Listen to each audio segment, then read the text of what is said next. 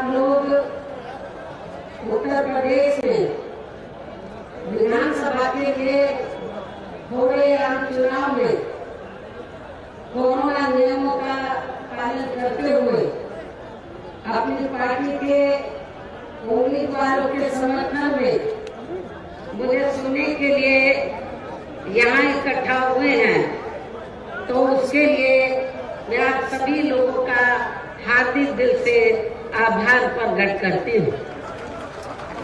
और अब मैं सबसे पहले अपनी पार्टी के संबंध में ये कहना जरूरी समझती हूँ कि हमारी पार्टी ये चुनाव उत्तर प्रदेश की लगभग सभी विधानसभा की सीटों पर अकेले अपने बलबूते पर ही पूरी तैयारी व दमदारी के साथ यहाँ सन 2007 की तरह फिर से अपनी पार्टी की पूर्ण बहुमत की सरकार बनाने के लिए लड़ रही है,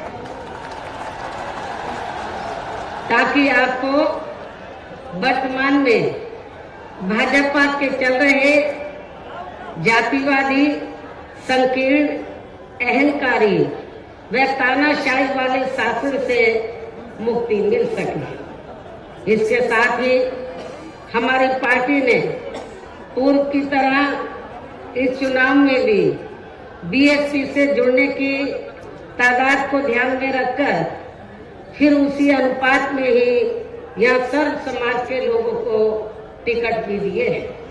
और अब इस चुनाव में आप लोगों को अपना वोट कांग्रेस, बीजेपी, सपा व अन्य विरोधी पार्टियों को न देकर केवल अपनी एकमात्र हितैषी पार्टी बीएसपी को ही देना क्यों जरूरी है, इसे आप लोगों को समझना होगा। हालांकि इस संदर्भ में आप लोगों को ये मालूम है कि आजादी के बाद शुरू में काफी लंबे समय तक केंद्र व उत्तर प्रदेश सहित देश के अधिकांश राज्यों में भी कांग्रेस पार्टी की ही अकेले यहाँ सरकारें रही हैं, किंतु इनकी गलत नीतियों व गलत कार्य प्रणाली की वजह से ही अब ये पार्टी केंद्र के साथ साथ बहुत पहले ही उत्तर प्रदेश की सत्ता से भी बाहर हो गई है। इसके साथ ही ये पार्टी जबरदस्त जातिवादी होने के कारण शुरू से ही हर मामले में यहाँ दलित, आदिवासी व अन्य पिछड़ा वर्ग विरोधी पार्टी भी रही है और अभी भी है, जिस कारण केंद्र में रही इस कांग्रेस पार्टी की सरकार ने इन वर्गों के मसीहा व भारतीय संविधान के मूल निर्माता परम पूज्य बाबा साहब डॉक्टर भीमराव अंबेडकर को भारत रत्न की उपाधि से भी सम्मानित नहीं किया था, जिसके लिए वो हर प्रकार से पात्र भी थे। इतना ही नहीं बल्कि इनकी मूवमेंट को आगे बढ़ाने के लिए अपनी पूरी जिंदगी समर्पित करने वाले मान्यवर श्री कांशीराम जी के देहांत होने पर भी केंद्र में उस समय इसी कांग्रेस पार्टी की रही सरकार ने उनके सम्मान में एक दिन के लिए भी राष्ट्रीय शोक घोषित नहीं किया था, तथा न ही इस पार्टी की रही सरकार ने पिछड़े वर्ग की आरक्षण संबंधी मंडल कमीशन की रिपोर्ट को भी लागू किया था, जिसे फिर बीएसपी ने अपने कड़े संघर्ष व अथक प्रयासों से केंद्र में रही श्री बीपी सिंह की सरकार से ही लागू करवाया था। साथ ही इसी सरकार में ही बाबा साहब डॉक्टर भीमराव अंबेडकर को भी भारत रत्न की उपाधि से सम्मानित किया गया था, जो इनके अपार अनुयायियों की वर्षों से ये दिली चाहत भी थी। लेकिन अब केंद्र व अधिकांश राज्यों की भी सत्ता से बाहर होने के बाद यही कांग्रेस पार्टी खासकर दलितों, आदिवासियों व अन्य पिछड़े वर्गों के वोटों की खातिर आए दिन किस्म किस्म की नाटकबाजी करती रहती है, जबकि इन वर्गों के मामले में इस पार्टी की सच्चाई तो ये है कि कांग्रेस पार्टी जब सत्ता में होती है और इनके अच्छे दिन होते हैं तो तब इस पार्टी को इन वर्गों का विकास व उत्थान आदि याद नहीं आता है तथा न ही इनको महिलाओं की भी भागीदारी याद आती है। इतना ही नहीं बल्कि इस पार्टी के बाद खासकर यहाँ सपा व बीजेपी आदि की बनी सरकार में भी यूपी की जनता हर मामले में व हर स्तर पर काफी ज्यादा दुखी रही है। सपा की सरकार में तो अधिकांश यहाँ गुंडों, बदमाशों, माफियाओं व अराजक तत्वों एवं सरेआम लूट खसोट करने वालों का ही राज रहा है, जिसकी खास वजह से ही इस सरकार में आए दिन यहाँ जाति व धर्म के नाम पर तनाव व दंगे आदि ही होते रहे हैं। इस मामले में पश्चिमी यूपी का मुजफ्फरनगर कांड इसका खास उदाहरण है। प्रदेश में विकास के कार्य भी ज्यादातर यहाँ एक विशेष क्षेत्र व एक विशेष समुदाय के लोगों तक ही सीमित होकर रह गए हैं। और इतना ही नहीं, सपा की सरकार के चलते दलित व अति पिछड़े वर्गों के लोगों के साथ तो हर स्तर पर सोतेला रवैया अपनाया गया है।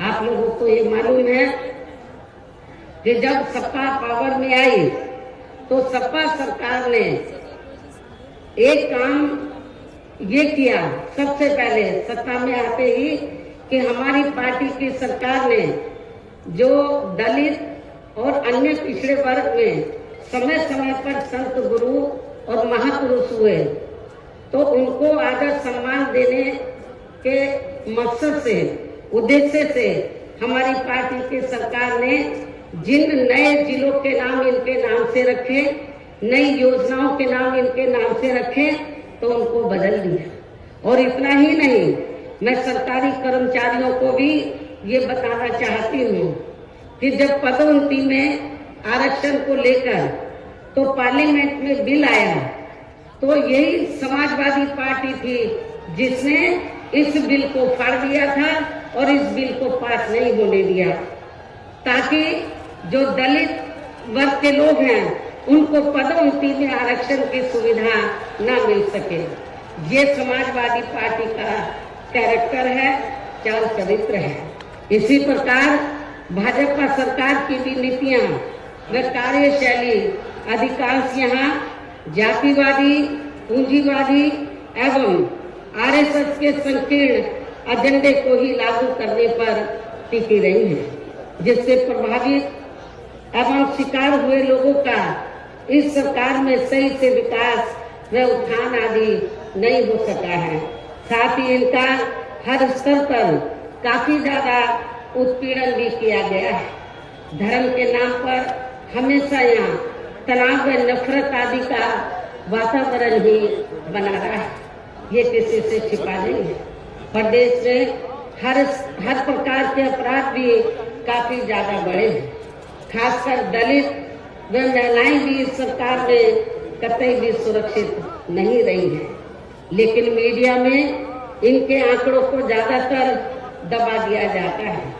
आपके आगरा में तो इतना बुरा हाल है दलितों का कि पुलिस की कस्टडी में तो दलित वर्ग के एक नवयुवक को मार दिया जाता है, ये भी किसी से छिपा नहीं है। इसके अलावा प्रदेश में गरीबों, मजदूरों, बेरोजगारों व अन्य मेहनतकश लोगों के साथ साथ दलितों, आदिवासियों, अन्य पिछड़े वर्गों, मुस्लिम एवं अन्य धार्मिक अल्पसंख्यक समाज के लोगों के हित व कल्याण के लिए वर्षों से जो भी यहाँ सरकारी योजनाएं चल रही थी तो उनका भी इन्हें इस सरकार में सही से पूरा लाभ नहीं मिल सका है।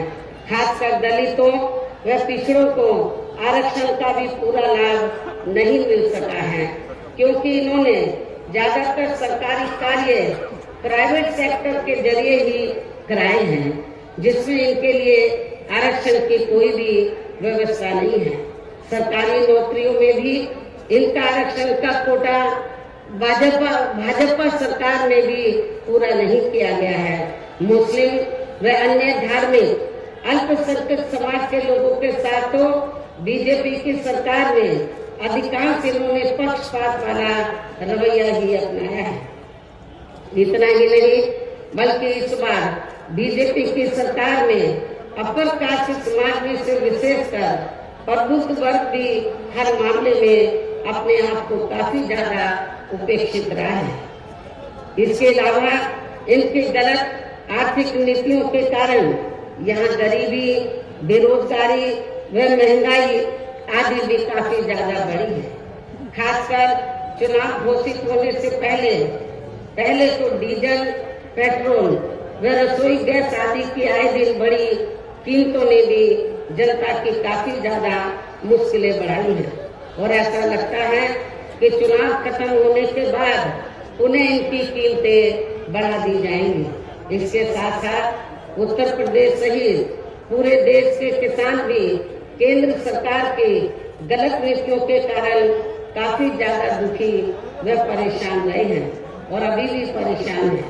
प्रदेश में बेरोजगार लोगों को रोजगार नहीं मिलने के कारण ही ज्यादातर इनको पलायन भी करना पड़ा है। आप लोगों को ये मालूम है, आजादी के बाद कांग्रेस पार्टी लंबे अरसे तक यहाँ सत्ता में रही, लेकिन यहाँ रोटी रोजी के साधन नहीं मिलने के कारण बड़े पैमाने पर इनका पलायन हुआ। ये लोग पलायन करके चले गए और इसके साथ ही जब बीजेपी पावर में आई तो आप लोगों को मालूम है कि ये सिलसिला जारी रहा और कोरोना काल में जो लोग बाहर के राज्यों से वापस आ गए, जब उनको रोटी रोजी के साधन नहीं मिले तो उन्हें पुनः पलायन करना पड़ा। मुजफ्फरनगर में भी बड़े पैमाने पर सपा सरकार में लोगों को पलायन करना पड़ा। तो ये तीनों पार्टियों की जो सरकारें हैं, चाहे कांग्रेस सत्ता में रही हो, चाहे समाजवादी पार्टी, चाहे बीजेपी, इन सभी पार्टियों की सरकारों में किसी न किसी कारणवश जो दुखी पीड़ित लोग हैं, खासकर बेरोजगार लोग हैं, उनको पलायन करना पड़ा है। इस प्रकार से इन सभी विरोधी पार्टियों की रही सरकारों में शुरू से ही यहाँ यूपी की जनता काफी ज्यादा दुखी व परेशान रही है। खासकर कोरोना महामारी के दौरान तो इन सभी की हालत और भी ज्यादा खराब हो गई है। ऐसे में इन सभी विरोधी पार्टियों की रही सरकारों से निजात पाने के लिए अब इस चुनाव में यहाँ प्रदेश की जनता को अपनी एकमात्र हितैषी पार्टी बहुजन समाज पार्टी की ही सरकार बनाना बहुत जरूरी है, जिसने अपने चारों रहे शासनकाल के दौरान बिना पक्षपात व भेदभाव आदि के यहाँ कमजोर एवं उपेक्षित वर्गों के लोगों के साथ साथ सर्व समाज में से गरीबों, मजदूरों, बेरोजगारों, किसानों, व्यापारियों, कर्मचारियों, वकीलों एवं अन्य मेहनतकश लोगों के साथ ही युवाओं, छात्रों, महिलाओं व बुजुर्गों आदि के भी विकास एवं उत्थान के लिए अनेक ऐतिहासिक एवं महत्वपूर्ण कार्य किए हैं। इसके अलावा बीएसपी की रही सरकार में दलित एवं अन्य पिछड़े वर्गों में जन्मे अपने महान संतों, गुरुओं व महापुरुषों आदि को भी विभिन्न रूपों में पूरा आदर सम्मान दिया गया है, जिनकी यहाँ सभी विरोधी पार्टियों की रही सरकारों में काफी ज्यादा उपेक्षा की गई है। इसके साथ साथ बीएसपी की सरकार में पूर्व की तरह ही यहाँ सभी वर्गों, धर्मों व विभिन्न क्षेत्रों में लगे लोगों के हितों में भी फिर से ऐतिहासिक कार्य किए जाएंगे। प्रदेश में विशेषकर गरीबी व बेरोजगारी आदि को दूर करने के लिए जरूरी कदम उठाए जाएंगे और ये हमारी सरकार का इस बार भी मुख्य एजेंडा होगा। साथ ही किसी भी मामले में किसानों को भी निराश नहीं होने दिया जाएगा।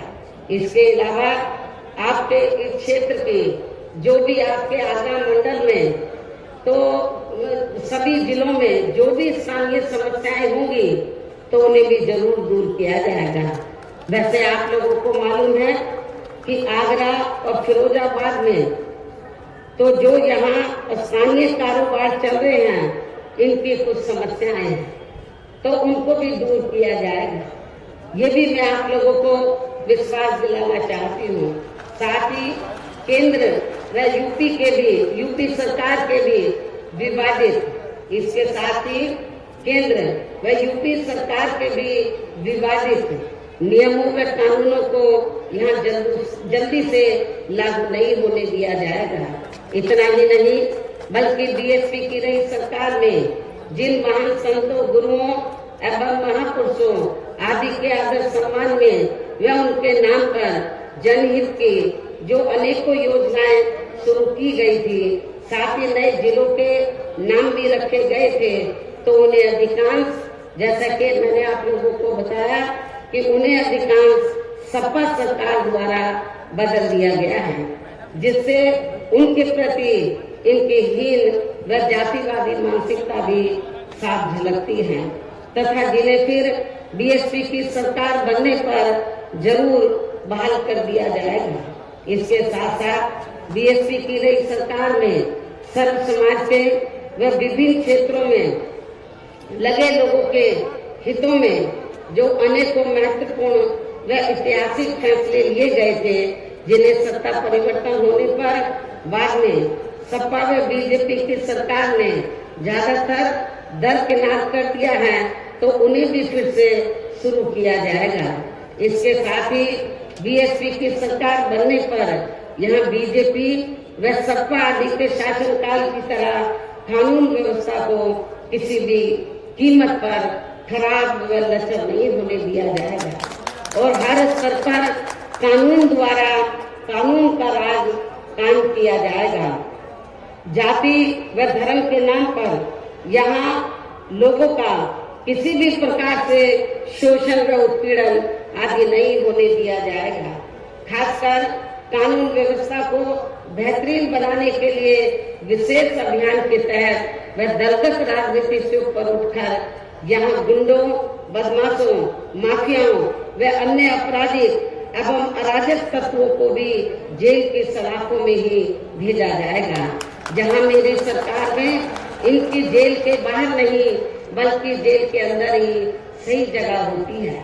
इतना ही नहीं बल्कि जाति, धर्म व राजनीतिक द्वेष की भावना के तहत जिन लोगों को खासकर धरना प्रदर्शन आदि के नाम पर जबरदस्ती गलत धाराओं में फंसाकर उन पर अनेकों केस चलाए हुए हैं वर्तमान भाजपा सरकार में, तो उन मामलों की भी सही से जांच करा के उनके केस भी खत्म किए जाएंगे। अर्थात वर्तमान भाजपा सरकार में प्रदेश की जेलें जो अधिकांश ऐसे लोगों से भर दी गई हैं, तो उन्हें खाली करा के केवल यहाँ आपराधिक तत्वों को ही रखा जाएगा। इसके अलावा प्रदेश में खासकर शिक्षा के क्षेत्र में व अन्य और विभागों के भी कर्मचारी जो आए दिन अपनी मांगों को लेकर धरना प्रदर्शन एवं हड़ताल आदि करते रहते हैं, तो उन सभी मामलों को निपटाने के लिए एक आयोग का गठन किया जाएगा और उनकी सही मांगों को मान लिया जाएगा। इसके साथ ही यहाँ मैं ये भी कहना चाहती हूँ कि कुछ महीने पहले मैंने दिनांक 7 सितंबर को प्रबुद्ध वर्ग की सुरक्षा, सम्मान व तरक्की आदि को लेकर किए गए सम्मेलन में तथा इसके बाद दिनांक 9 अक्टूबर को मान्यवर श्री कांशीराम जी की पुण्यतिथि के मौके पर भी मैंने सर्वजन हिताय व सर्वजन सुखाय को लेकर जो भी कार्य करने के लिए कहा है, तो उन पर भी जरूर अमल किया जाएगा। लेकिन ये सभी कार्य करने के लिए इस चुनाव में यहाँ बीएसपी की सरकार बनाना बहुत जरूरी है, जिसके लिए पार्टी के लोगों को वोट पड़ने तक या सभी विरोधी पार्टियों के साम दाम दंड भेद आदि हथकंडों से भी जरूर सावधान रहना है। और इस मामले में विरोधी पार्टियां चुनाव होने से कुछ समय पहले या चुनाव के दौरान भी खासकर अपने अपने पक्ष में हवा बनाने के लिए मीडिया व ओपिनियन पोल एवं सर्वे आदि का जो बड़े पैमाने पर गलत इस्तेमाल करती हैं, तो उससे आप लोगों को बिल्कुल भी गुमराह नहीं होना है। ये बात मैं आपको बार बार कहती रही हूँ और आज फिर दोहराना चाहती हूँ। इतना ही नहीं बल्कि इस बार कुछ जातिवादी मीडिया ने इस चुनाव में हमारी पार्टी के लोगों का मनोबल गिराने में भी ये कहकर कोई कसर नहीं छोड़ी है कि इनके नेता कहीं नजर नहीं आ रही है। ये आए दिन मीडिया में इसको न्यूज को फ्लैश करते रहे, जबकि इस मामले में हकीकत तो ये है कि देश में शुरू में फैले कोरोना का प्रकोप थोड़ा कम होते ही मैं दिल्ली से लखनऊ आ गई थी और पिछले लगभग 1 साल से मैं लखनऊ में ही रहकर अपनी पार्टी को मजबूत बनाने के कार्य में लग गई थी। इसके साथ ही इस कार्य में यहाँ ज्यादा ध्यान देने की वजह से मैंने पिछले 1 वर्ष से बाकी राज्यों का भी कार्य लखनऊ से ही देखा है और 1 वर्ष में केवल मैं 2 दिन के लिए दिल्ली गई थी। 1 वर्ष में केवल मैं 2 दिन के लिए दिल्ली गई थी जब मेरी मदर की मृत्यु हो गई थी और इस 1 वर्ष के दौरान मैंने यहाँ पार्टी को फिर से पोलिंग बूथ स्तर पर कैडर के आधार पर यहाँ सही से खड़ा किया है। आप लोगों को मालूम है कि पहले जो कमेटियां बनी थी तो ज्यादातर फर्जी थी। केवल हमारे लोग बता देते थे, नीचे के स्तर के पदाधिकारियों को खुद जाकर कमेटी नहीं बनाते थे। इस बार मैंने सख्त निर्देश दिए कि कमेटी सही होनी चाहिए और जो बड़े बड़े पदाधिकारी हैं वो भी जाकर कमेटी बनाएंगे, ये भी मैंने कहा। तो इस एक कहने का तात्पर्य ये है कि इस 1 वर्ष के दौरान मैंने यहाँ पार्टी को फिर से पोलिंग बूथ स्तर पर कैडर के आधार पर यहाँ सही से खड़ा किया है तथा सब समाज के काफी नए लोगों को भी तैयार किया है। इसके साथ ही पोलिंग बूथों की कमेटियों के बनने के बाद फिर मैंने अपने ज्यादातर निवास स्थान पर ही उनकी समीक्षा बैठकें भी की है और ये कार्य खत्म होने के बाद फिर मैंने इस बार उम्मीदवारों का चयन करने के मामले में भी विशेष ध्यान दिया है, क्योंकि इस मामले में पिछले चुनाव में हमारी पार्टी के कुछ वरिष्ठ नेताओं ने जो अधिकांश दूसरी पार्टियों में चले गए हैं, उन्होंने काफी विश्वासघात किया है। पिछले बार चुनाव में उन्होंने काफी विश्वासघात किया, न जातीय समीकरण का ध्यान रखा, बल्कि सुनने में तो ये आया कि दूसरी पार्टियों के उम्मीदवारों से साठगांठ करके हमारे नेताओं ने ज्यादातर डमी कैंडिडेट खड़े कर दिए, जिसकी वजह से पिछले विधानसभा चुनाव में हमारी पार्टी का अच्छा रिजल्ट नहीं आ सका। इस चीज का मैंने विशेष ध्यान दिया इस बात की तरफ और मैंने ये फैसला लिया कि इस बार मैं ये कार्य अपनी देखरेख में खुद करूंगी। 403 विधानसभा की सीटें हैं, एक सीट पर मैं उम्मीदवार से खुद मिली हूँ, अपने रेजिडेंस पर उनका पूरा परिचय लिया तो तब मैंने उनका टिकट फाइनल किया है, ताकि पिछले चुनाव की तरह हमारे साथ कोई धोखा न हो जाए।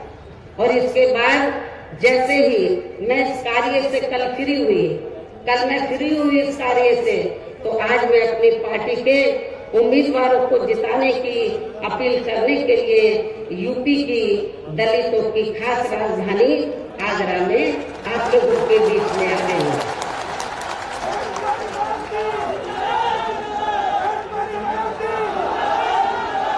लेकिन मुझे भी पूरे यूपी में अपने खासकर दलित वर्ग के लोगों पर ये नाज है कि वे मीडिया के दुष्प्रचार पर कि इनके नेता कहाँ हैं उससे कतई भी गुमराह नहीं हुए और अपने कार्य में पूरे जी जान से डटे रहे, जिसके कारण इस दौरान बाकी जातियों के लोग भी बीएसपी में बड़े पैमाने पर जुड़े हैं। जब वीकर सेक्शन के लोग, दलित वर्ग के लोग बड़े पैमाने पर कैडर के आधार पर जुड़े, जिसकी तरफ मैंने विशेष ध्यान दिया, तो फिर जो बाकी जातियां हैं वो भी बड़े पैमाने पर बीएसपी में जुड़ी है। और अब इस बार चुनाव में फिर से मैं मीडिया बंधुओं को ये बताना चाहती हूँ, जो ये गलत खबर दिखाते रहे कि बहन जी की तरह है, बहन जी इसी काम में लगी थी, इनको मैं बताना चाहती हूँ चुनाव की तैयारी में लगी हुई थी। और अब मैं मीडिया बंधुओं को ये बताना चाहती हूँ कि अब इस बार चुनाव में फिर से सन 2007 की तरह बीएसपी का चौंकाने वाला रिजल्ट आएगा। ये भी मैं मीडिया बंधुओं को बताना चाहती हूँ। आप लोगों को याद होगा कि जब सन 2007 में विधानसभा का आम चुनाव हुआ था, तो उस दौरान मीडिया इस बात के चुनाव की तरह बीएसपी को कहीं आंकता नहीं था। और बीएसपी के बारे में क्या बोलता था, इनका ओपिनियन पोल, सर्वे आदि क्या बोलता था कि बीएसपी तीसरे नंबर पर रहेगी। जब रिजल्ट आया तो बीएसपी नंबर 1 पर आई और एब्सोल्यूट मेजॉरिटी की सरकार में। और मुझे तो लग रहा है ऐसा इस बार भी होने वाला है। मीडिया का ओपिनियन पोल, सर्वे आदि धरा का धरा रह जाए। इसके साथ ही मैं आप लोगों को ये भी कहना चाहती हूँ कि आप लोगों को पूर्व की तरह इस चुनाव में भी विरोधी पार्टियों ने विभिन्न रूपों में जो अपने हवाई व प्रलोभन भरे चुनावी घोषणा पत्र आदि जारी किए हैं, जिन्हें सत्ता में आने के बाद ये पार्टियां अधिकांश अमल में नहीं लाती हैं, तो उनके बहकावे में भी आपको कतई नहीं आना। जबकि इस मामले में बीएसपी किसी भी चुनाव में विरोधी पार्टियों की तरह अपना कोई भी चुनावी घोषणा पत्र आदि जारी नहीं करती है, क्योंकि बीएसपी कहने में बहुत कम बल्कि कार्य करके दिखाने में ही ज्यादा विश्वास रखती है। और ऐसा हमने यहाँ यूपी में अपने चारों रही सरकारों के दौरान करके भी दिखाया है। इतना ही नहीं बल्कि हमारी पार्टी के चारों रही सरकारों ने प्रदेश में बिगड़ी हुई कानून व्यवस्था को सुधारने के साथ साथ जो असंख्य के साथ साथ प्रदेश के विकास एवं आम जनहित के लिए जो असंख्य अति महत्वपूर्ण कार्य किए हैं, वो अभी तक यहाँ किसी भी विरोधी पार्टी की सरकार ने नहीं किए हैं। आपको मालूम है कि बीजेपी के लोग कहते रहते हैं हमने गरीबों को इतने मकान दिए हैं, कहीं नजर आ रहे हैं। जब मेरी सरकार थी आपके आगरे में ही बड़े पैमाने पर हमने गरीबों को फ्री मकान बनाकर दिए, वो आपको नजर आते हैं। कहाँ हैं इनके मकान? तो वो आपको बहुत कम ही नजर आएंगे। बल्कि और इतना ही नहीं, तो मैं जैसा कि आपको बताया कि हमारी सरकार ने प्रदेश के विकास एवं आम जनहित के लिए जो असंख्य अति महत्वपूर्ण कार्य किए हैं, वो अभी तक यहाँ किसी भी विरोधी पार्टी की सरकार ने नहीं किए हैं। बल्कि ज्यादातर उन्हीं कार्यों के नाम जो हमारी सरकार ने कार्य किए थे, बल्कि ज्यादातर उन्हीं कार्यों के नाम व स्वरूप आदि बदलकर अब विरोधी पार्टियों की सरकारें उन्हीं को ही भुनाने में लगी है। लेकिन उन कार्यों के प्रति इनकी नियत व सोच सही नहीं होने के कारण उसमें भी ये पार्टियां ज्यादा सफल नहीं हो पा रही हैं। इन्हीं जरूरी बातों के साथ ही मेरा यही कहना है कि आप लोगों को इस चुनाव में अपने हित व कल्याण के लिए या फिर से यूपी में बीएसपी की सर्वजन हिताय व सर्वजन सुखाय की नीतियों पर आधारित सरकार बनाना बहुत जरूरी है। और इसके लिए पार्टी के लोगों को, इसके लिए बीएसपी के लोगों को वोट पड़ने वाले दिन कोरोना नियमों का पालन करते हुए सबसे पहले सुबह उठते ही व समय से अपने अपने पोलिंग बूथों पर अपना वोट डालने के लिए जाना है। वोट वाले दिन याद रखो, बहुजन समाज पार्टी के लोगों, जो बीमार हैं, बुजुर्ग हैं, उनको छोड़कर जो बाकी लोगों को उस दिन आप लोगों को उपवास रखना है। कब तक? जब तक आप लोग अपने अपने पोलिंग बूथों पर वोट डालकर अपने घरों में वापस नहीं आ जाते। और इस मामले में हमारी जो महिलाएं हैं वो भी पीछे नहीं रहेंगी, ये भी मैं बताना चाहती हूँ। तो सुबह उठते ही सबसे पहले अपने अपने पोलिंग बूथों पर आप लोगों को वोट डालने के लिए जरूर जाना है। इसके साथ ही आपका वोट अन्य कोई व्यक्ति डाल ना सके, इसका भी आप लोगों को खुद ही ध्यान रखना है। इसके साथ साथ अपनी पार्टी का कोई भी वोट पड़ने से ना रह जाए, तो उसका भी पार्टी की हर पोलिंग बूथ की कमेटी को विशेष ध्यान रखना है। और अब अंत में मेरी बीएसपी के लोगों से यही अपील है कि पार्टी ने या आपके क्षेत्र में, आपके आगरा मंडल में जिन भी विधानसभा की सीटों पर अपने उम्मीदवारों को चुनाव के मैदान में उतारा है, जो यहाँ आपके बीच में मौजूद भी है। हमारे आगरा मंडल के जो प्रत्याशी हैं, तो जहाँ जहाँ से भी वो चुनाव लड़े हैं, तो जिनको हमने चुनाव के मैदान में उतारा है, ये आपके सामने जो स्टेज बना है, आपके बीच में यहाँ खड़े हुए हैं और आप लोगों से वोट की अपील कर रहे हैं। और बीएसपी के जो ये उम्मीदवार हैं, तो इनको जिताने के लिए आप लोगों से अपील कर रहे हैं। जो यहाँ आपके बीच में मौजूद हैं, तो उन्हें आप लोगों को वोट वाले दिन अपनी पार्टी के हाथी चुनाव चिन्ह के सामने वाले बटन को दबा के जरूर जिताना है। बीएसपी का चुनाव चिन्ह क्या? हाथी। और आपकी आबादी हाथी की तरह विशाल है। आप लोगों को अपनी विशाल आबादी को ध्यान में रखकर, आपका वोट बहुत ज्यादा है, आप लोगों को हाथी चुनाव चिन्ह के सामने वाले बटन को दबाकर इनको जरूर कामयाब बनाना है। अपनी पार्टी के लोगों को, जो जिम्मेवार लोग हैं, उनको ये बताना है, इस क्षेत्र, इस मंडल के लोगों को, कि बीएसपी ने अपनी सरकार के दौरान जो कार्य किए हैं, मेरे ख्याल आजादी के बाद किसी भी पार्टी की सरकार ने उतने कार्य नहीं किए हैं। चाहे डेवलपमेंट का मामला है, चाहे लॉ एंड ऑर्डर का मामला है।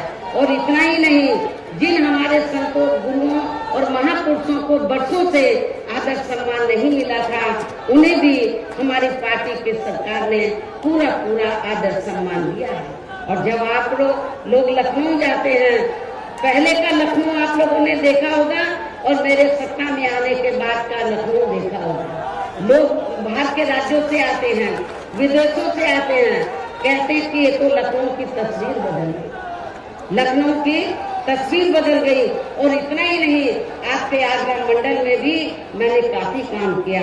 लोग कहते हैं कि मथुरा धार्मिक स्थल है, मथुरा जिला में मंदिर है, मस्जिद है, गुरुद्वारे हैं, बौद्ध विहार है, सब हैं, लेकिन उसको, उस धार्मिक स्थल को, उस जिले में विभिन्न धर्मों को मानने वाले लोग रहते हैं, विभिन्न धर्मों के, लेकिन उस जिले का जो थोड़ा घना विकास हुआ मेरी सरकार में हुआ, उसके बाद मथुरा जिले का कोई विकास नहीं हुआ है। ये भी मैं मथुरा के लोगों को बताना चाहती हूँ। केवल मीडिया में हवाई बातें करते रहते हैं और लोगों को धर्म की आड़ में उनके जो भावनाएं हैं, तो उनकी भावनाओं की आड़ में तो लोगों का वोट लेने का प्रयास करते हैं, लेकिन हकीकत में जमीनी तौर पर वहाँ पर कोई विकास का काम वर्तमान भारतीय जनता पार्टी की सरकार में नहीं हुआ है। यही सपा सरकार का हाल था। और बीजेपी को कुछ नहीं करना है, ज्यादातर वो मीडिया में घूमते रहते हैं। विकास के कार्य आप लोगों ने देखे हैं, कहीं आपको विकास नजर आया आप लोगों का? अपना पूरे 5 साल के अंदर कोई आपका विकास नहीं हुआ। आप लोगों के साथ जुल्म जाती हुई है। विकास किनका हुआ है? जो बड़े बड़े पूंजीपति हैं, जो बड़े बड़े धन्ना सेठ हैं, जो आरएसएस के लोग हैं, उनका विकास हुआ है। आप लोगों का विकास नहीं हुआ है। यदि आप लोग चाहते हैं कि आप लोगों का विकास हो, सर्व समाज का विकास हो, तो आप सभी धर्मों के लोगों का विकास हो, सभी जाति के लोगों का विकास हो, तो फिर आप लोगों को बहुजन समाज पार्टी के आगरा मंडल से जो हमने अपने प्रत्याशी चुनाव के मैदान में उतारे हैं, तो उन्हें अब आप लोगों को वोट वाले दिन अपनी पार्टी के हाथी चुनाव चिन्ह के सामने वाले बटन को दबा के जरूर जिताना है। और फिर से आपको यहाँ सन 2007 की तरह ही बीएसपी की अपनी पूर्ण बहुमत की सरकार जरूर बनाना है। तभी फिर प्रदेश में यहाँ अमन चैन कायम होने के साथ साथ सभी धर्मों व वर्गों के लोगों का भी सही से विकास व उत्थान आदि हो सकता है। साथ ही यहाँ अन्याय, अपराध, भय व भ्रष्टाचार मुक्त एवं विकास युक्त वातावरण भी पैदा हो सकता है। और तभी फिर यहाँ परम पूज्य बाबा साहब डॉक्टर भीमराव अंबेडकर एवं मान्यवर श्री कांशीराम जी आदि का भी सपना सही साकार हो सकता है। और इस उम्मीद के साथ ही अब मैं यही कहना चाहूंगी, क्या कहना चाहूंगी कि अब आपको हर पोलिंग बूथ को जिताना है, बीएसपी को सत्ता में लाना है। आप लोगों को हर पोलिंग बूथ को जिताना है, बीएसपी को सत्ता में लाना है। इस विश्वास के साथ ही अब मैं पुनः अपनी पार्टी के उम्मीदवारों को जिताने की पुरजोर अपील करते हुए अपनी बात यही समाप्त करती हूँ। जय भीम, जय भारत।